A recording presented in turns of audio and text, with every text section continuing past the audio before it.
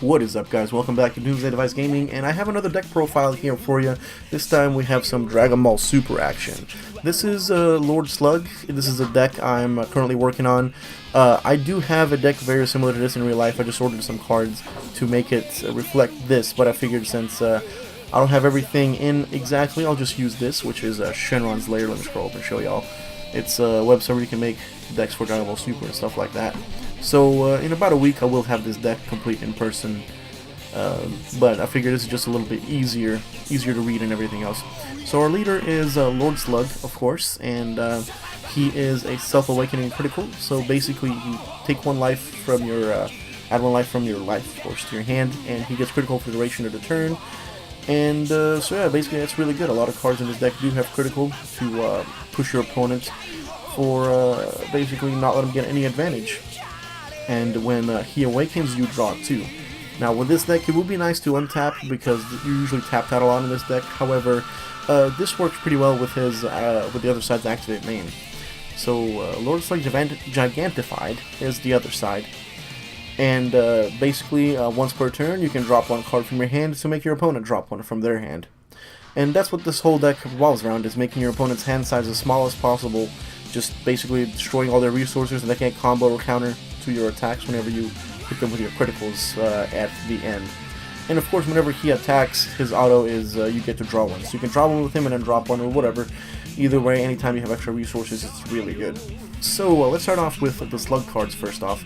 We're going to go with Wings Morale Booster. Basically, he's a barrier and you can only have one of him in your battle area.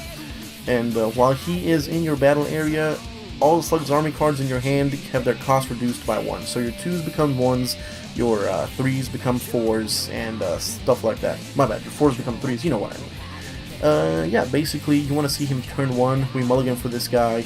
We have our Lord Slug return to form, which I'll go over next. That can search him out if we don't get him. Basically, we want to get this guy, see this guy as soon as possible. Next, we have our Lord Slug return to form. This is your turn 2 play you want to have. Play him with 1 cost after you have your wings, and leave 1 energy open for whatever. You can search out anything with this deck, any of your missing pieces. Your turn 3 play is Anguilla, this guy, and or this guy. We'll get to them here in a minute. Our next card we're going to go over is right here, our Zayun the Blocker. The Loyal, my bad, and he is a blocker. A free blocker at that. If your leader is Slug's army, or if you have Slug's army in play, and our leader is obviously Slug's army, you get to play this guy for free from your hand. And a free blocker is never a bad idea. If you need extra card for Bond, you can play him, or if you're in trouble, you can play him. Easy card, great card. Next we have our Donic Warrior Anguilla. This guy is our critical, and remember he's a 2-drop with our wings, so 2 15k critical is definitely not bad. And whenever he attacks, your opponent auto drops 1 from their hand if you have 2 or more Slug's army in your battle area. So again, with the whole dropping stuff, plus of course the critical helps a lot, so you can make your opponent go -2 if you play your cards right and get both attacks to go through, which is really nice. Our next Slug's army card is our Lord Slug Agent of Destruction. He's a 3-drop, of course becomes 2 with wings out, and when you play him, your opponent drops 1 from their hand. And for 1 green energy, you can play 1 3 or less Slug's army from your hand, which is usually going to be your Anguilla. And that's a really good combo. And if you have him in your drop area, there's a much better combo here, I'll show you in just a second. With your Lord Slug Young again, this is your 4-drop, becomes a 3 of course with wings.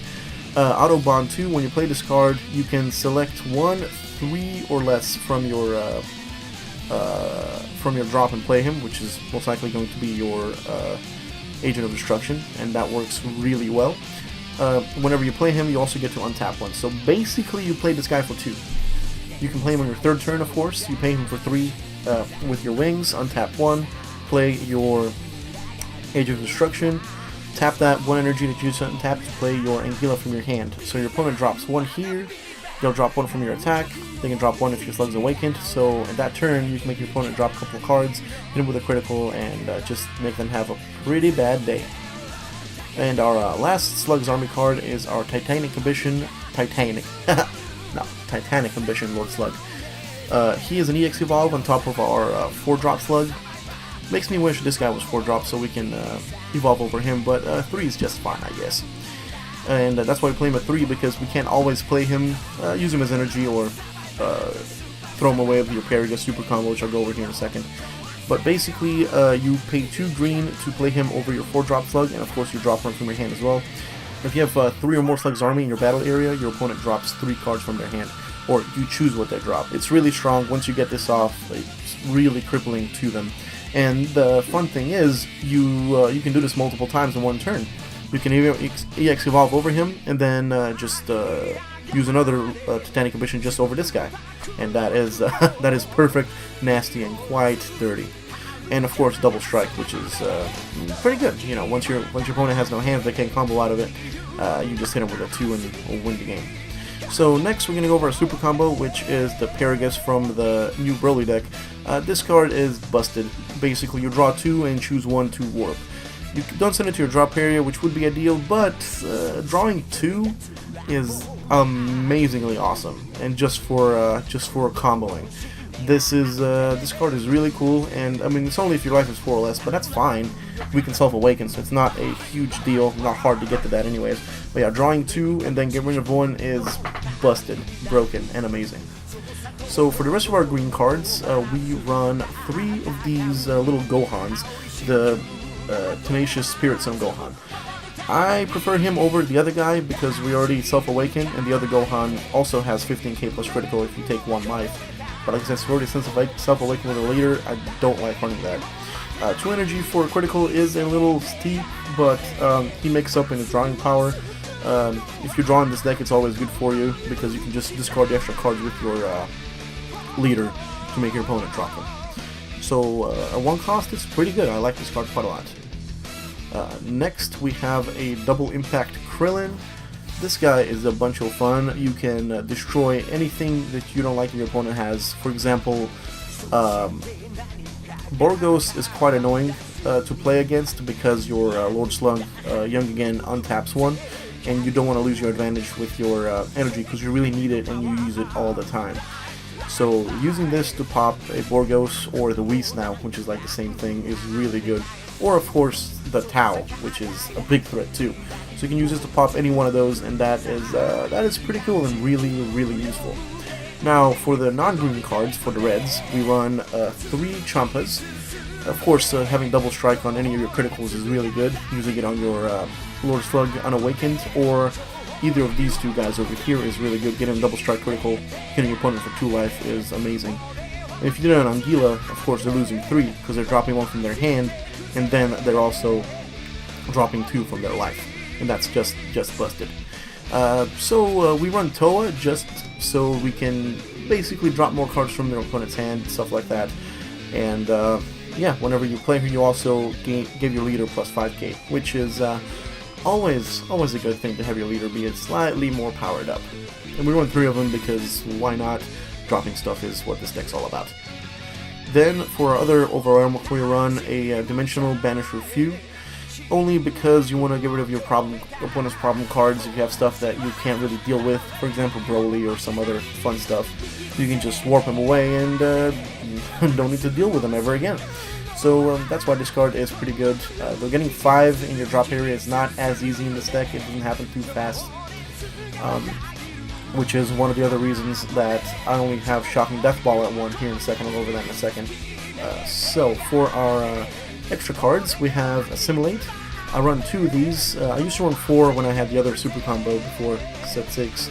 Then Namekian Duo Saunel, whatever his name is. But now I run 2 because the only target is our Lord Slug Return to Form. It basically makes your deck 2 cards smaller if you draw this before your Lord Slug up there. And if you don't need it, you can just pitch it with your leader or your super combo.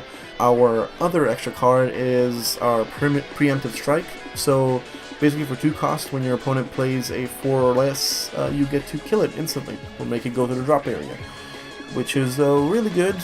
If you're stalling and you didn't get what you need, you got this in turn 2. You can basically stop your opponent dead in their tracks with their plays. It's a really nice, really good card just to kind of mess with your opponent so that they don't get too much advantage over you. And finally for our counters, we run 3 Sacrifice and 1 Shocking Death Ball. Now Shocking Death Ball is really good because you get to KO something as well, And the reason I only run one though is because I have all those overwhelms, and this deck doesn't dump stuff into the drop area as fast as some other decks do. So the Sparking 5 is not that easy to get to if you want to play this for free. Oh well, not for free, for life instead of for energy. And your sacrifice, if your leader is Namekian, you can basically play this card from your life at any point. Pay the cost from your life instead of paying from your energy. And like I said, a lot of times you're tapped out, so that's why I like Sacrifice over Shocking Death Ball. But I run one just in case because, again, popping annoying stuff is what this deck's all about. Well, no, dropping stuff and then popping annoying stuff like you should do.